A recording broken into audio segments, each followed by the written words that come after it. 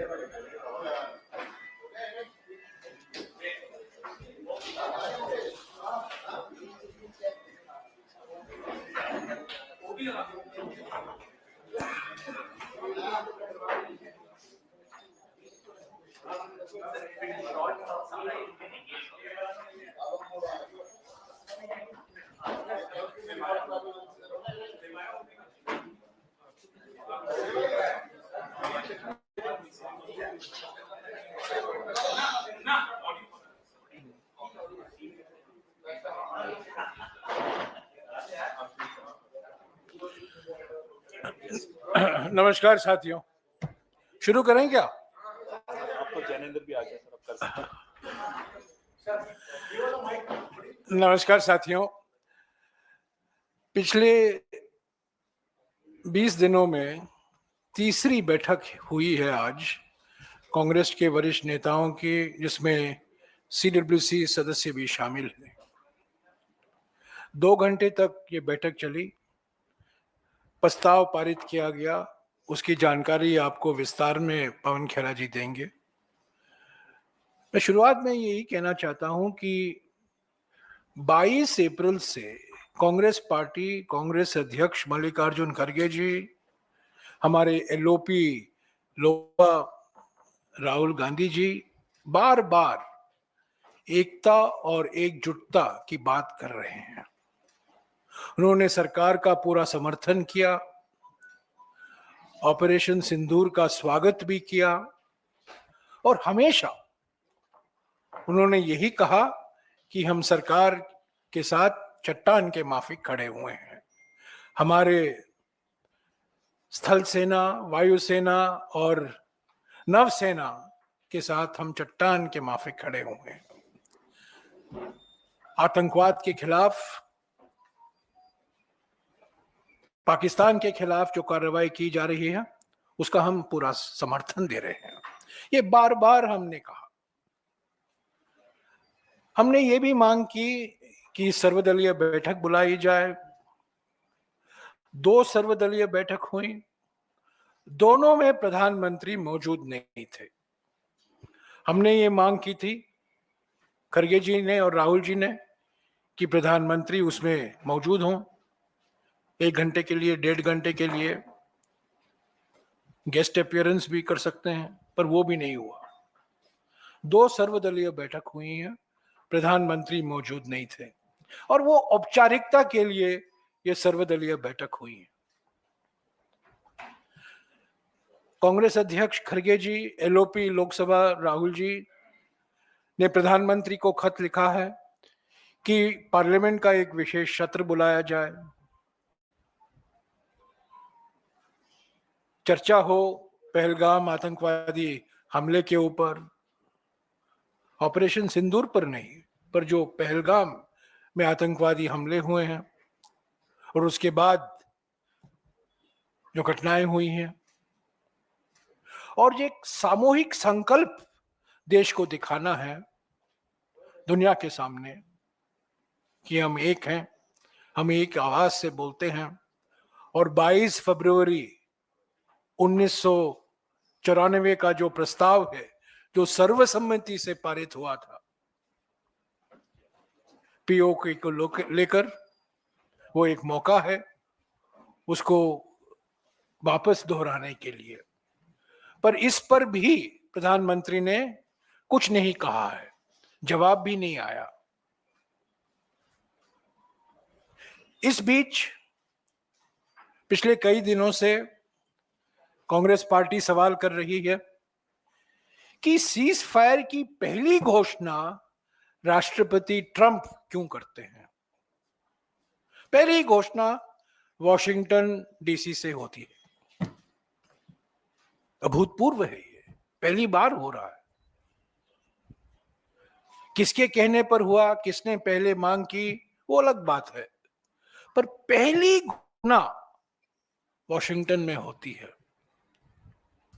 प्रधानमंत्री उस पर कुछ बोलते नहीं है।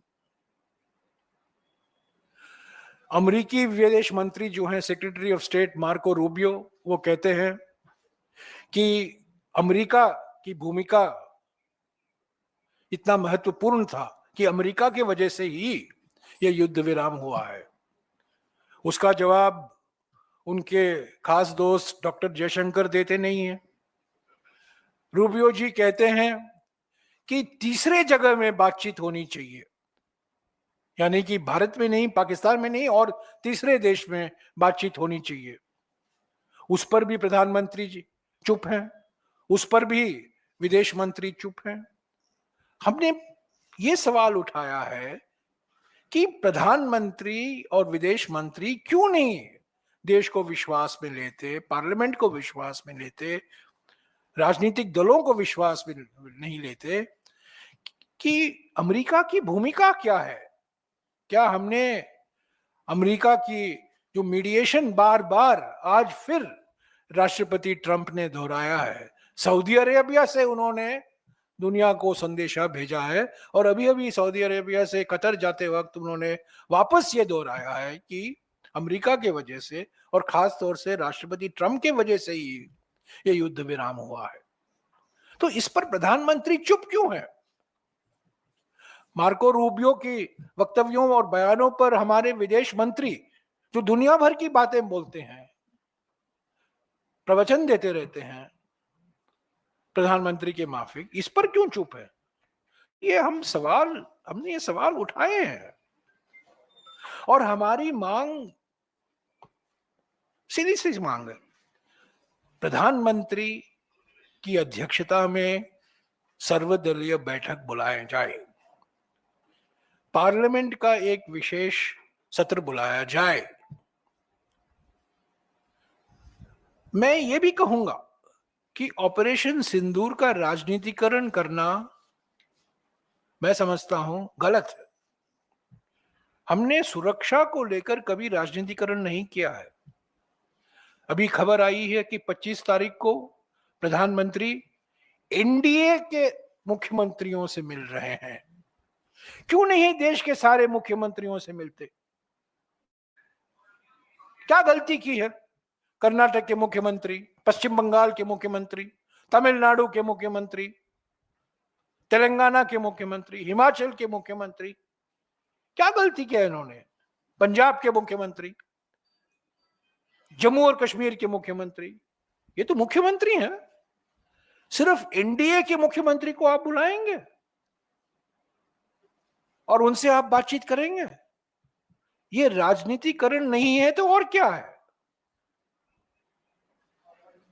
एक तरफ कांग्रेस अध्यक्ष और राहुल जी एकता और एकजुटता की बात कर रहे हैं, और दूसरी तरफ प्रधानमंत्री गंभीर सवाल पर चुप हैं, बोलते नहीं हैं, सर्वदलीय बैठक में आते नहीं हैं, खत का जवाब नहीं देते हैं, पार्लियामेंट का विशेष सत्र बुलाने के लिए तैयार नहीं है, और दूसरी तरफ एनडीए के मुख्यमंत्रियों से आप विशेष बैठक करवा रहे हैं, रैलियां करवा रहे हैं देश भर में। ये राजनीतिकरण नहीं है तो और क्या है? हम इसकी कड़ी से कड़ी निंदा करते हैं। ऐसा राजनीतिकरण हमने कभी नहीं देखा। असली सवालों पर चुप्पी और सुरक्षा को लेकर राजनीतिकरण, मैक्सिमम साइलेंस, असली मुद्दों पर मैक्सिमम साइलेंस और मैक्सिमम पॉलिटिसाइजेशन, और इससे और राजनीतिकरण नहीं हो सकता। तो इस पर आज कांग्रेस के वरिष्ठ नेताओं के बीच में करीब 23 लोग मौजूद थे, सीडब्ल्यूसी के सदस्य भी मौजूद थे। इस पर चर्चा हुई। इस प्रस्ताव के बारे में पवन जी आपको जानकारी देंगे, और जो एक दो इसके बाद जो कदम कांग्रेस पार्टी लेगी उसका भी ये जिक्र करेंगे। मैं आपको बता दूं, परसों दिन, आज 14 है, 16 तारीख को कल राहुल जी बिहार में रहेंगे सारा दिन। सामाजिक न्याय सभाएं होंगी, दरभंगा जा रहे हैं, और परसों दिन दिल्ली में ही मीडिया को संबोधित करेंगे। आपको समय की जानकारी आपको दी जाएगी, पर परसों दिन जरूर राहुल जी इस मुद्दे को लेकर आपको विस्तार से बातचीत होगी आपके साथ। अभी मैं पवन से गुजारिश करूंगा कि इस प्रस्ताव के बारे में आपको जानकारी दें। पवन जी। शुक्रिया जयराम जी। पिछले 15 दिन में लगभग तीसरी बार आज कांग्रेस की इस तरह की महत्वपूर्ण बैठक हुई जिसमें बहुत वरिष्ठ, हमारे तमाम वरिष्ठ नेताओं ने जो दिल्ली में मौजूद थे उन्होंने हिस्सा लिया। आपको मालूम है, आपकी जानकारी में है कि जब पिछली बैठकें हुई पहलगाम के तुरंत बाद और फिर जब कॉन्फ्लिक्ट शुरू हुआ, तब पूरा कांग्रेस पार्टी ने अपना समर्थन सरकार को दिया। तो विपक्ष सरकार के साथ खड़ा था, देश की जनता सरकार के साथ खड़ी थी, देश का मीडिया तो सरकार के साथ खड़ा ही रहता है। लेकिन सरकार बैठ गई। इस बात की चिंता आज सबने उठाई कि किस दबाव में सरकार बैठी, क्यों सीजफायर की घोषणा अमेरिकी राष्ट्रपति द्वारा सबसे पहले की गई, क्यों सौदा, व्यापार, इन शब्दों का इस्तेमाल हुआ, क्योंकि देश की संप्रभुता का सवाल था, देश की सुरक्षा का सवाल था। देश की संप्रभुता और सुरक्षा के बीच सौदा और व्यापार नहीं आ सकता। हमारे तमाम वरिष्ठ नेताओं ने ये सवाल उठाए। थोड़ी देर में हम आपको ये प्रस्ताव भी आपके सामने रखेंगे। और न केवल कश्मीर के मामले में मध्यस्थता की बात अमेरिकी राष्ट्रपति डोनाल्ड ट्रंप ने की, भारत और पाकिस्तान को एक तराजू में तोलने की बात की। प्रधानमंत्री मोदी और प्रधानमंत्री शहबाज शरीफ को एक तराजू में तोलने की बात की। मोदी जी को स्वीकार हो सकता, हमें स्वीकार नहीं है। हम विपक्ष में है लेकिन हम नहीं मानते इस बात। ये कैसे हुआ और ये स्वीकार कैसे किया प्रधानमंत्री ने और देश की सरकार ने?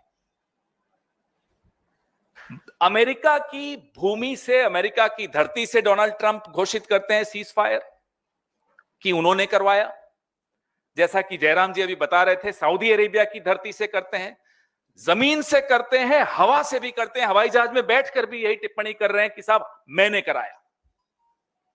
सवाल उठाए गए आज की कांग्रेस की जो इस बैठक में भी कि चुप्पी क्यों है। सरकार के वरिष्ठतम जो नेता हैं, जो अध्यक्ष हैं, जो प्रधानमंत्री हैं, एक शब्द इसके बारे में नहीं बोले। विदेश मंत्री एक शब्द नहीं बोल रहे। तो यह चिंता इस देश की बढ़ जाती है कि ये निर्णय ले कौन रहा है इस देश की सुरक्षा के बारे में। आज तक ये पहले कभी इस तरह से नहीं हुआ कि सीज फायर की घोषणा कहीं विदेश से कोई और तीसरा देश कर रहा हो। ये सवाल तमाम नेताओं, ये सवाल जनता के मन में, ये सवाल देश भर के मन में, इसलिए इस सवाल पर चर्चा होना बहुत जायज था। जो खंडन की आवश्यकता थी, और ऐसा नहीं है कि प्रधानमंत्री के पास समय नहीं था। अपना भाषण जब उन्होंने राष्ट्र के नाम पे दिया, उनके पास 15, 20, 25 मिनट थे जिसमें वो एक लाइन खंडन की डाल सकते थे। और यह आवश्यक होता है इस देश की संप्रभुता के लिए। एक 75 साल का इतिहास आजाद स्वतंत्र भारत का, जिसमें अनेक सरकारें आई, कांग्रेस की थी, भाजपा की थी, जनता पार्टी थी, कभी किसी के राजकाल में ऐसा नहीं हुआ। तो इसका खंडन होना बहुत आवश्यक था। और हैरानी की बात है कि विपक्ष इस देश की चिंता को आवाज दे रहा है, लेकिन प्रधानमंत्री और सरकार में यह चिंता नहीं दिखती। पुंछ में जो निर्दोष नागरिक मारे गए, जब ये कॉन्फ्लिक्ट चल रहा था, इस दौरान उन सबको श्रद्धांजलि दी गई। और एक बहुत महत्वपूर्ण सवाल उठा कि क्या पहलगाम आतंकी हमले के लिए जो जिम्मेदार आतंकवादी थे, हमने कोई शर्त रखी है? क्या हम उनको वापस लाने के लिए कोई मियाद फिक्स की है? क्या सीज फायर की जो शर्तें हैं उसमें यह शामिल है या नहीं है? यह स्पष्ट तरीके से देश को जानना जरूरी है। क्यों, कहां गए वो लोग?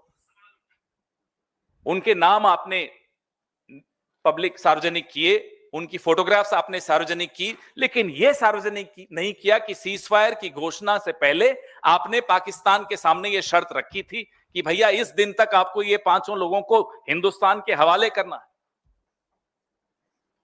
और जो आतंकवादियों के नाम हम सब जानते हैं जो पाकिस्तान में हैं, क्या उनके बारे में कोई निर्णय हुआ, कोई शर्त रखी गई कि उन्हें भी सुपुर्द किया जाएगा, भारत को फला दिन इतने दिनों में सुपुर्द किया जाएगा, ताकि हम अपने हिसाब से कानूनी कार्रवाई उन पर कर सके? ऐसी कोई स्पष्टता आज नहीं है। सीज फायर की शर्तों के बारे में किसी को कोई जानकारी नहीं है।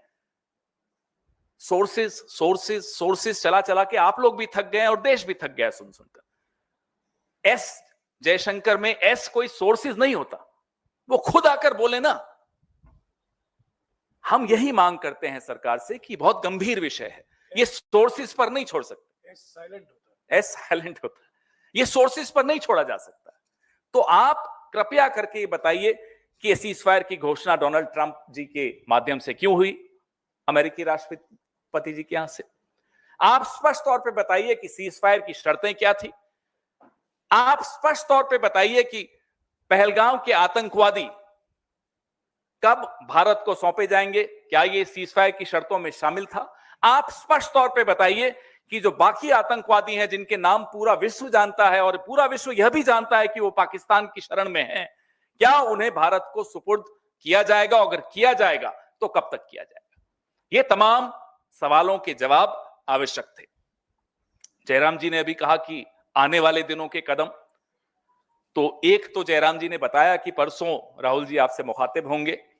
दूसरा, पूरे देश में अलग अलग शहरों में जय हिंद रैलियां निकाली जाएंगी, जिसमें सभाएं होंगी, जिसके बारे में जयराम जी अभी आपको और भी बताएंगे कि इसका क्या कॉम्पोजिशन होगा।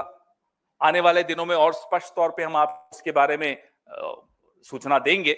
लेकिन मैं जयराम जी से आग्रह करता हूं कि जय हिंद सभाओं के विषय में भी आपसे कुछ स्पष्ट तौर पे बताएं।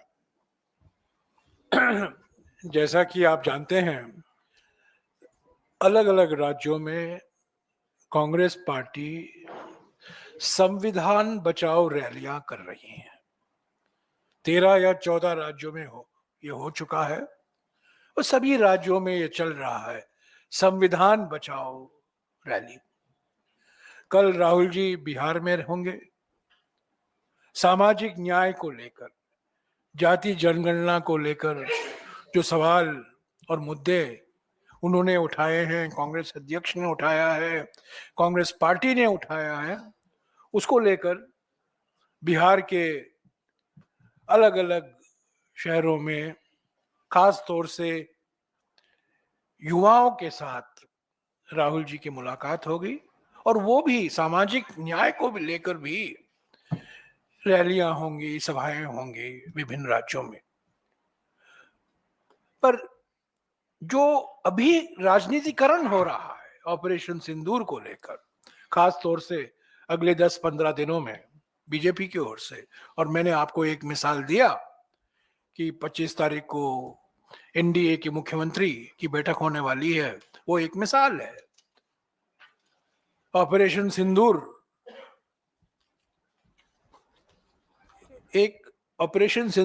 किसी एक पार्टी का ब्रांड नहीं होता है, ये देश का ब्रांड है, जनता का ब्रांड है। ऑपरेशन सिंदूर पर किसी एक पार्टी का एकाधिकार नहीं है, पर जिस तरीके से पार्टी श्रेय लेना चाह रही है, राजनीतिकरण कर रही है, खुले तौर से राजनीतिकरण हो रहा है। और पार्टी का ब्रांड और खास तौर से एक व्यक्ति का ब्रांड, जिसका ब्रांड एक्सपायरी डेट हो चुका है, उसको नई जान फूंकने के लिए उनमें ये नया ब्रांड अपनाया जा रहा है। इसको मद्देनजर रखते हुए हमने ये तय किया है कि 10, 12, 15 शहरों में, उसकी जानकारी कल परसों आपको मिल जाएगी, जय हिंद सभा, जय हिंद रैलियां होंगी।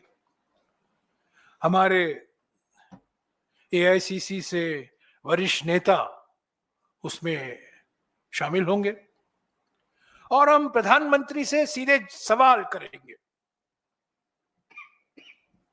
जनता की ओर से जो सवाल हैं वो सवाल हम उठाते रहेंगे। कुछ सवाल तो आज हमने उठाए हैं, पर और बहुत सारे सवाल हैं। परसों दिन राहुल जी भी वो उठाएंगे। पर ये इन जय हिंद सभाओं में हम प्रधानमंत्री को कहेंगे कि इन सवालों का जवाब दीजिए, आप चुप क्यों हैं? क्योंकि इस सरकार में तो एक ही व्यक्ति निर्णय लेता है। तो यही है मकसद इन रैलियों का, इन सभाओं का। मैं एक और बात कहूंगा, उसके बाद आपके सवाल का जवाब पवन जी और मैं हम देंगे। अगर आप अमेरिका की ओर से जो बयान आ रहे हैं, अलग अलग देशों में जो बयान दिए हैं, जो अंतरराष्ट्रीय मीडिया में चर्चा चल रही है, कश्मीर कश्मीर कश्मीर कश्मीर, आतंकवाद को लेकर उसका कोई जिक्र नहीं हो रहा है। अमेरिका ने तो ज्यादा जिक्र ही नहीं किया है, राष्ट्रपति ट्रंप ने तो ज्यादा जिक्र ही नहीं किया। कश्मीर कश्मीर कश्मीर कश्मीर कश्मीर के बारे में चर्चा सिर्फ भारतीय संसद में हो सकता है और कहीं नहीं हो सकता। ये बात साफ होनी चाहिए। पर हम प्रधानमंत्री जानते हैं कि नहीं कि अभी सारे देशों में, सारे सभाओं में, सभी मंचों में इंडिया पाकिस्तान, इंडिया पाकिस्तान, जैसा कि पवन जी ने कहा, हाइफनेशन हो गया है। मैं सोचता था हम नेशन हैं, पर अब हाइफनेशन हो गया, नेशन से हाइफनेशन। अभी आप इंडिया की बात सोचते हैं पाकिस्तान, और इंडिया पाकिस्तान की बात सोचते हैं आतंकवाद नहीं, कश्मीर। ये सवाल है, इसका जवाब प्रधानमंत्री को देना चाहिए। किसी एमईए के ज्वाइंट सेक्रेटरी, प्रवक्ता को नहीं, पर प्रधानमंत्री को जवाब देना चाहिए। तो इसकी सारी डिटेल आपको 1-2 दिन में मिल जाएंगे। 10-12 शहरों में हमारे एक्स सर्विसमैन डिपार्टमेंट भी इसमें शामिल होंगे। हमारे जो पूर्व सैनिक डिपार्टमेंट हैं अलग अलग राज्यों में, राजस्थान में है, उत्तराखंड में है, झारखंड में है, महाराष्ट्र में है, वो भी इसमें शामिल होंगे। पर मकसद ये है कि हम प्रधानमंत्री से 5-6 सवाल पूछते रहेंगे और इनका जवाब देना ही होगा। अंत में पार्लियामेंट तो बुलाना ही पड़ेगा आपको 20 जुलाई, 20 या 21 या 22 जुलाई, जब ड्यू है शेड्यूल के मुताबिक, तब तो हम मुद्दा उठाएंगे। पर इस बीच हम जब एकता और एकजुटता की बात कर रहे हैं, और जब हम कह रहे हैं कि ऑपरेशन सिंदूर गर्व की बात है, हमने सलामी दी है स्थल सेना को, नवसेना को, वायुसेना को, पर उसका राजनीतिकरण जो हो रहा है और जो प्रयास किया जा रहा है कि ये एक पार्टी का ब्रांड बने। कुछ दिन पहले कुछ निजी कंपनियों ने प्रयास किया था मुंबई में कि ऑपरेशन सिंदूर का ब्रांड वो खरीद ले। आपको याद होगा, हमारे देश के सबसे बड़े कंपनी ने प्रयास की थी। अब एक पार्टी प्रयास कर रही है। ऑपरेशन सिंदूर का श्रेय किसी एक व्यक्ति का नहीं है, एक पार्टी का नहीं है। ये हमारी आर्मी का है, नेवी का है, एयरफोर्स का है और एक सामूहिक संकल्प का है, और इसको प्रधानमंत्री कभी नहीं बिगाड़ सकते। तो अगर आपके कुछ सवाल हैं, हाँ, एक और पॉइंट बोलिए। जो एक महत्वपूर्ण पॉइंट आज की बैठक में उठाया गया, लगभग कई नेताओं द्वारा उठाया गया, कि जो पहलगांव में जो इंटेलिजेंस फेलियर हुआ, उसकी जिम्मेदारी, उसकी जवाबदेही निर्धारित होनी आवश्यक है। उससे बचा नहीं जा सकता कि इतनी टूरिस्ट वहां आया हुआ हो। न केवल उसकी जवाबदेही, इंटेलिजेंस फेलियर की जवाबदेही, सुरक्षा फेलियर की जवाबदेही, जो क्विक रिस्पांस होना चाहिए था उनके इलाज में भी और उनकी सुरक्षा के लिए भी, उसमें जो समय लगा, ये सब चर्चाएं भी आज की बैठक में हुई। मुझे लगा ये महत्वपूर्ण है, इसलिए मैं इस पर ये आपको नोट थोड़ी देर में आपके मोबाइल पे आने वाला है। अब आपके सवाल पूछिए। हाँ जी, मौसमी। सर, ये जो आप लोग ने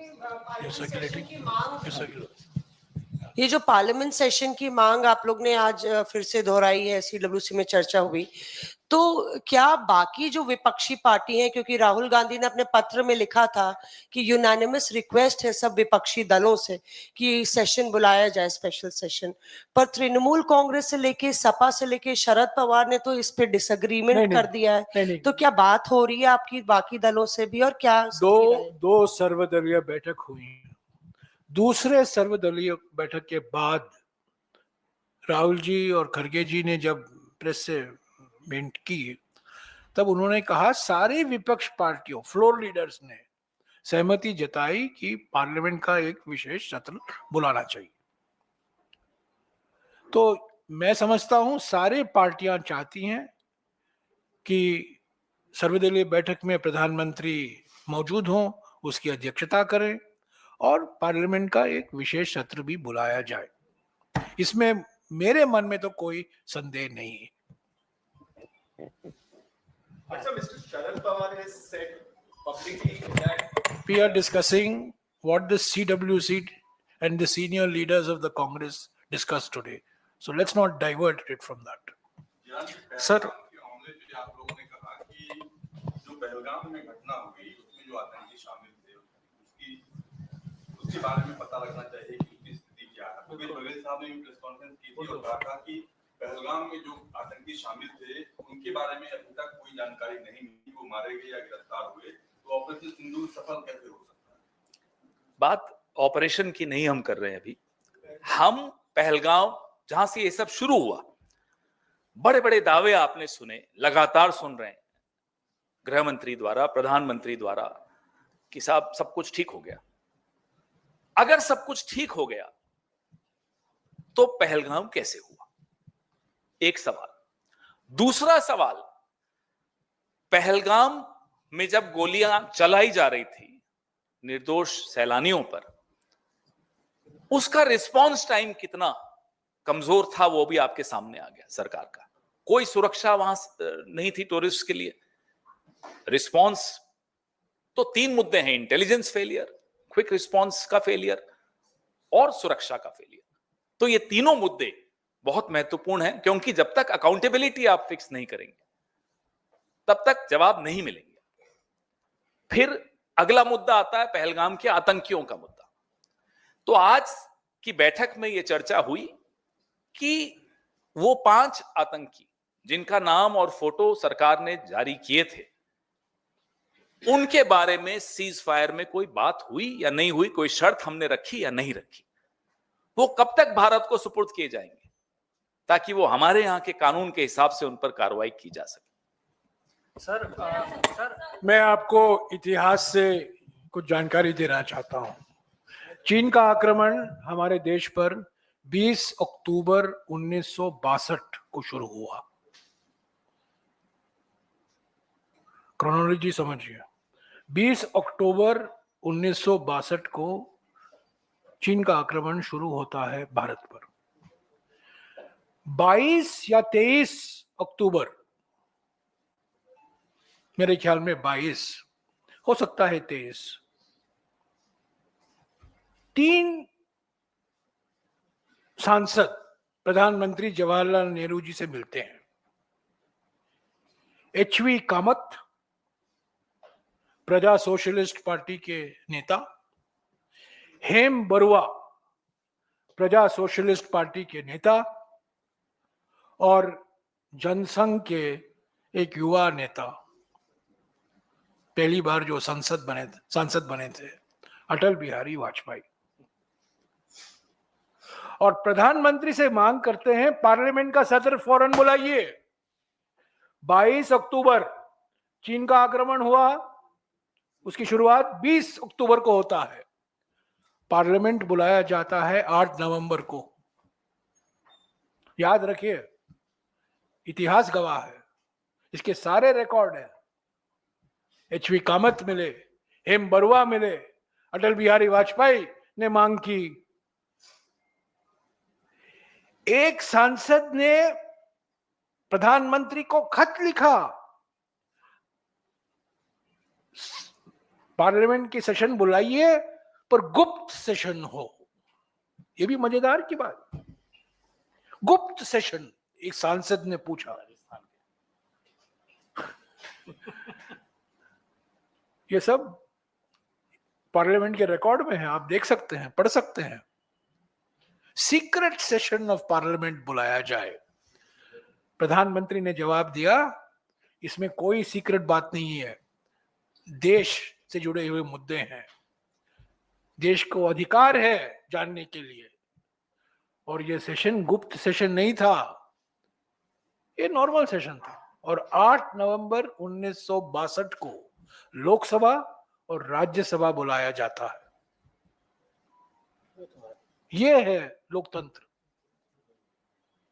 यह है संसदीय परंपरा जो इस प्रधानमंत्री ने खत्म कर दिया है। और सर्वदलीय बैठक में भी नहीं आते हैं। ये थी हमारी मांग, तो यही है जो आपने सवाल किया। पार्लियामेंट में ऑपरेशन सिंदूर पर तो चर्चा नहीं होगी, पहलगाम पर आतंकवादी हमले कैसे हुए, क्यों हुए, और जो सीजफायर हुआ, क्यों कैसे सीजफायर हुआ, अमेरिका की क्या भूमिका थी, आपने आईएमएफ में पाकिस्तान के खिलाफ वोट क्यों नहीं दिया। ऑपरेशन सिंदूर पर थोड़ी सवाल उठाए जाएंगे। सब सारे राजनीतिक पार्टी और दल और सांसद जिम्मेदार व्यक्ति होते हैं, वो जानते हैं जिस मुद्दे को उठाना चाहिए और जिन मुद्दे पर मौन रहना चाहिए। कुछ ऐसे मुद्दे होते हैं। मैं एक और उदाहरण देता हूं। कारगिल युद्ध के बाद 3 दिन हुए हैं, कारगिल युद्ध की समाप्ति हुई है 29 जुलाई 1999। 29 जुलाई 1999, 3 दिन बाद, कारगिल युद्ध की समाप्ति के बाद, हमारी विजय के बाद, पाकिस्तान की हार के बाद 3 दिन बाद, अटल बिहारी वाजपेयी जी की सरकार कारगिल रिव्यू कमेटी, कारगिल समीक्षा समिति का गठन करती है। उसकी अध्यक्षता कौन करते हैं? 6 सदस्य हैं उसमें। तब के राष्ट्रीय सुरक्षा सलाहकार ब्रिजेश मिश्रा भी उसके साथ जुड़े हुए थे। उसकी अध्यक्षता, उसकी चेयरमैन के सुब्रमण्यम है, हमारे देश के सबसे जाने माने रक्षा मामलों में विशेषज्ञ, जिनके सुपुत्र आज हमारे विदेश मंत्री हैं। के सुब्रमण्यम ने कारगिल रिव्यू समिति की अध्यक्षता की 29 जुलाई 1999। 23 फरवरी 2000 को कारगिल रिव्यू समिति की रिपोर्ट पार्लियामेंट में सौंपी जाती है, पेश की जाती है, उस पर चर्चा होता है। आप बोल रहे हैं क्या चर्चा होगी, क्यों संसद बुलाना चाहिए? 23 फरवरी 2000 को कारगिल समीक्षा समिति की रिपोर्ट पर चर्चा होती है। कुछ ऐसी बातें हैं उस रिपोर्ट से निकाला गया है, वास्तविक है और निकाला भी जाना चाहिए। बड़े संवेदनशील मामले होते हैं देश के हित में, सुरक्षा को लेकर, सेना की कार्रवाई को लेकर, वो निकाले गए थे। पर कारगिल समिति पर बहस हुई। ये प्रधानमंत्री क्या करते हैं? 5 साल हो गए, चीन पर एक बार चर्चा नहीं होने दिया इन्होंने। 5 साल के बाद, 5 साल हो गए हैं, एक बार भी इन्होंने चीन शब्द आया किसी सवाल में या किसी चर्चा में, उसको रिकॉर्ड से हटाया जाता है। और 19 जून 2020 को ये प्रधानमंत्री चीन को क्लीन चिट देते हैं। आपने सब देखा है, इसकी वीडियो है। ना कोई वहां आया है, ना कोई हमारे जमीन पर बैठा हुआ है। ये क्लीन चिट देने वाले प्रधानमंत्री, चीन को इन्होंने क्लीन चिट दिया। तो प्रधानमंत्री से बहुत सारे सवाल करने की जरूरत है और ये जय हिंद सभाओं में हम ये सवाल करके ही रहेंगे। जयराम सर, एक चीज इसमें जरूरी है, जो अभी जयराम जी ने इतिहास का उदाहरण दिया अटल जी का। इस सत्र से पहले जो विशेष सत्र नेहरू जी ने बुलाया था, पार्लियामेंट स्ट्रीट थाने के बाहर भारी प्रोटेस्ट किया, भारत सरकार के खिलाफ भारत के विपक्ष ने किया। किसी भारत सरकार के मंत्री ने उस वक्त के विपक्ष को यह नहीं कहा कि आप देश विरोधी हो, उनका प्रदर्शन होने दिया। हम तो अब ये सवाल जो पूछ रहे हैं, कॉन्फ्लिक्ट खत्म होने के बाद पूछ रहे हैं। तो ये जो इनकी आदत है कि साहब आप देशद्रोही हो, इन्हें समझाइए, इन्हें इतिहास बताइए कि अटल जी ने प्रदर्शन किया बीच युद्ध के और नेहरू जी ने प्रदर्शन होने दिया, और उसके बाद जैसा कि जयराम जी बता रहे थे, विशेष सत्र की मांग तुरंत स्वीकार की। हमने कभी नहीं कहा कि अटल जी आप राष्ट्र विरोधी हो, कभी नहीं कहा। पवन सर, आपने कहा कि इंटेलिजेंस फेलियर रहा, पूरी घटना हो चुकी है। अब आप किसको जिम्मेदार मानते हो? क्या कांग्रेस पार्टी सामने आकर, सड़कों पे आकर जिम्मेदार व्यक्ति का इस्तीफा मांगेगी? दूसरा सर, बॉयकॉट का एक ट्रेंड चल रहा है, 2 देशों को खासतौर पर उनकी चीजों को वहां जाना आना, उन पर बॉयकॉट, क्या कांग्रेस पार्टी उसका समर्थन करती है? पहले सवाल का जवाब मैं दूंगा, दूसरे का मेरे वरिष्ठ साथी देंगे। जो आपने कहा कि सड़क पर, तो जैसा जयराम जी ने आपको बताया कि जय हिंद सभा का मकसद ही ये है कि ये तमाम मुद्दे उठाए जाएंगे, ये तमाम सवाल उठाए जाएंगे। आपने कहा कौन जिम्मेदार है? क्या आपको नहीं मालूम या इस देश को नहीं मालूम कि इस देश का गृह मंत्री कौन है, जिसके अंडर सिक्योरिटी आती है जम्मू एंड कश्मीर की? ये सबको मालूम है। लेकिन जैसा जयराम जी अभी कह रहे थे, वो मजाक में नहीं था, बहुत गंभीरता से कह रहे थे कि इस देश में, इस सरकार में सिर्फ एक आदमी की चलती है। तो जब सवाल उठाए जाएंगे, जब जवाबदेही फिक्स होगी, आप खुद तय कर लीजिए किस किस की होगी। Thank you. Sir Turkey boycott, Turkey के बाइकाट पे सर,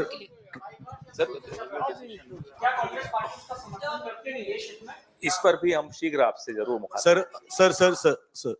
हाँ, इसके जो आपने पूछा बड़ा सही, ये मुद्दा है, अभी हमारी इसमें आएगा आपको रेजोल्यूशन में।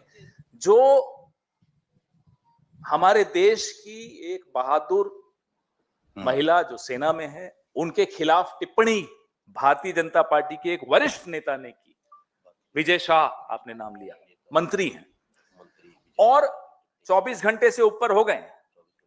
कांग्रेस पार्टी ने मांग भी की कि तुरंत इनका इस्तीफा होना चाहिए, तुरंत इन पर एक्शन लिया जाना चाहिए। ना नड्डा जी ने उन पर एक्शन लिया, पार्टी से निकाल के बाहर करिए, नोटिस दीजिए, नहीं हुआ। न उनको मंत्रिमंडल से बाहर निकाला गया। ये आपकी श्रद्धा और निष्ठा है भारत की सेना में? ये सवाल, ये मुद्दा आज हमारी बैठक में लगभग 4-5 नेताओं ने उठाया कि साहब ये बहुत गलत है, ये निंदनीय है। और ये बीजेपी की मानसिकता को दर्शाता है। ये पहली बार ऐसा नहीं हुआ। हाँ जी, सर 4 दिन हो गए सेसेशन ऑफ फायर रोके हुए, क्या सरकार की तरफ से, आप प्रिंसिपल ऑपोजिशन पार्टी हैं, कोई कोशिश हुई बताने की या समझाने की? और दूसरा सर, शशि थरूर साहब का एक एक्स पर पोस्ट था जिसमें उन्होंने डिसअपॉइंटमेंट बताया जैसे ट्रंप ने सीज फायर का ऐलान किया, उसमें उन्होंने भी कहा India will never do that, will never seek a intervention from third country. तो क्या जल्दबाजी की थरूर साहब ने ऐसा स्टेटमेंट कहकर? वो उनकी राय है। जब थरूर साहब बोलते हैं वो पार्टी की राय नहीं होती है। Thank you.